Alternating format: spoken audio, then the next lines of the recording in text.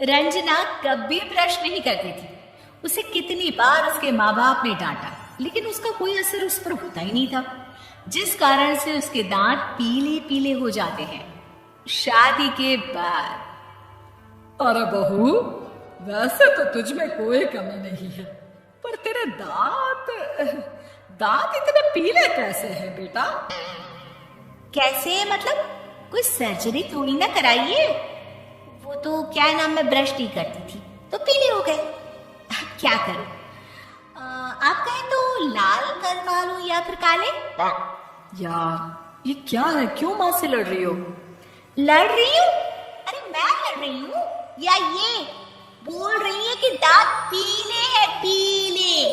अरे तपस्या थोड़ी ना की है इन्हें पीले करने के लिए। बकायदा ब्रश नहीं किया है 20 साल तक, तब जाकर। छी, कैसी बात कर रही हो? ये उस वक्त तो पीले नहीं थे जब हम लोग तुम्हें देखने आए थे। अरे तब साफ करवा लिया होगा डेंटिस्ट के पास जाकर। अब देखो कैसे पीले पीले लग रहे हैं। रंजना सास की तरफ गुस्से से देखती है। फिर शुरू हो गई पीले पीले पीले। अरे पीले तो तब भी थे जब मेरे हाथ का रसगुल्ला उड़ा उड़ा कर खा रही थी और बोल रही थी, लड़की नहीं गुणों का खजाना दे रहे भाई साहब। अब वो लोग करते भी तो क्या करते, पीले दांत वाली बहू पल्ले पड़ी थी तो झेलना तो था ही। एक दिन कीर्तन में रंजना गाना गा रही थी। अरे कमला बहन, माँ का द्वार है, यहाँ तो सब शुद्ध होकर आते हैं, फिर अपनी बहू को ब्रश भी नहीं करवाती तुम। दूर से पीले पीले दांत भक्ति में बाधा उत्पन्न कर रहा है। और कोई 2 साल के बच्चे थोड़ी ना लेकर आई हूं मैं बहू बनाकर। अच्छी खासी लड़की है, अरे कैसे करवाऊं ब्रश? ये तो उसे खुद करना चाहिए ना। अब माँ बाप तो इसके जैसे तैसे निपटा दिए, ये नहीं सोचा कि सास कैसे संभालेगी। सास बहू को लेकर घर आ जाती है, लेकिन सोच लेती है कि अब इसे लेकर कहीं नहीं जाएगी। अगले रोज बहू कहती है, अरे क्या हो गया, मंदिर नहीं जाना क्या? कीर्तन का वक्त हो रहा है। मेरी मधुर वाणी से कान्हा जी जागते हैं और सोते हैं। आप तो जानती है ना उनकी भक्ति में कितना मन लगता है मेरा। वो क्या है ना, तबीयत ठीक नहीं लग रही है मेरी, आराम करूंगी मैं। तबीयत ठीक नहीं लग रही? अभी तो मिथुन के गाने पर नाच रही थी आप, और अब बोल रही है कि तबीयत ठीक नहीं लग रही। अरे भक्ति में मन लगा लो सासू माँ, ऊपर जाना है, क्या मुंह दिखाओगी आप? हाँ? सास को बहू की बात पर गुस्सा आ जाता है। मैं क्या मुंह दिखाऊंगी, इसकी चिंता तो ना कर, समझी? अपने मुंह की चिंता कर, जो ये पीले पीले दांत लेकर हर जगह पहुंच जाती है। पता है लोग कितना मजाक बनाते हैं। ना जी ना, मैं नहीं जाना कहीं तेरे साथ। तो ये बात है, कोई ना, मत जाओ, मैं अपने कमरे में ही बैठकर भक्ति कर लूंगी। ऊपर वाला दांत थोड़ी ना देखता है, मन देखता है, भावना देखता है। और अरे बस बस, तू सब कुछ दिखा, बस ये सफेद चमकदार दांत ना दिखाना किसी को, है? जा यहाँ से। बहू को सास की बात का कोई फर्क नहीं पड़ता, वो तो जैसी थी वैसी ही रह जाती है। सुबह नहाकर किचन में खाना बनाना, फिर खाना खाना, कीर्तन भजन करना और सो जाना। एक दिन, माँ जी मैं सहेली के घर जा रही हूँ, शाम को लेट आऊंगी। हाँ हाँ तो जाना, मैंने कौन सा तेरी आरती करनी है घर पर बैठकर। रंजना सहेली के घर जाती है, जहाँ वो पार्टी में जाने की तैयारी कर रही होती है। अरे शिखा, कहाँ जाने की तैयारी कर रही है? मैं गलत वक्त पर आ गई क्या? अरे नहीं यार, उल्टा सही वक्त पर आई है। मैंने ये साड़ी और ज्वेलरी निकाली है यार, शाम को इनके ऑफिस की एक पार्टी में जाना है।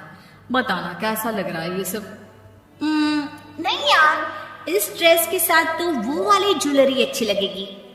हाँ हाँ सही बोल रही है, मैंने ध्यान ही नहीं दिया। वैसे तो हमेशा से मस्त फैशन सेंस रखती है। तो बड़ा जाती होगी ना पति के साथ पार्टी में।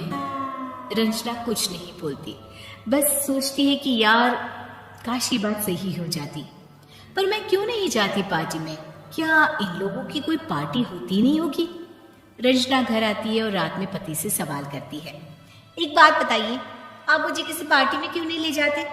क्या आपके यहाँ ऑफिस में पार्टी नहीं होती? पति बेचारा क्या कहता कि दांत पीले हैं तुम्हारे इसलिए। अरे कोई पार्टी होती नहीं हम लोगों के ऑफिस में, तो कहाँ से लेकर जाऊं? और मार्केट, मॉल, कहीं वीकेंड घूमना, कहीं तो। अरे यार, सारे हफ्ते में एक छुट्टी मिलती है, तो सोचता हूँ कि आराम ही कर लूं। क्यों? रंजना मन मार के रह जाती है। पहले कभी सास के साथ मंदिर जाया करती थी, लेकिन वो भी सास ने ले जाना बंद कर दिया। घर बैठी बैठी रंजना दूर हो जाती है। तभी उसे आइडिया आता है और वो मायके जाने का सोचती है। सासू माँ, 2 दिनों के लिए मम्मी के घर जा रही हूँ। अच्छा अच्छा, ठीक है, आराम से जा। और हाँ, माँ से कुछ अच्छी आदत सीख कर आना कि कैसे शरीर के हर भाग की तरह दांतों की सफाई भी जरूरी होती है, समझी? शुरू हो गई ना आप?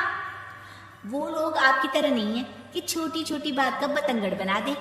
उन लोगों के लिए मैं मायने रखती हूँ, ना कि मेरे पीले पीले दांत। रंजना माँ को बिना बताए उन लोगों को सरप्राइज देती है, लेकिन जैसे ही वो दरवाजे पर पहुंचती है, अंदर देखती है कि घर वाले कहीं जा रहे होते हैं।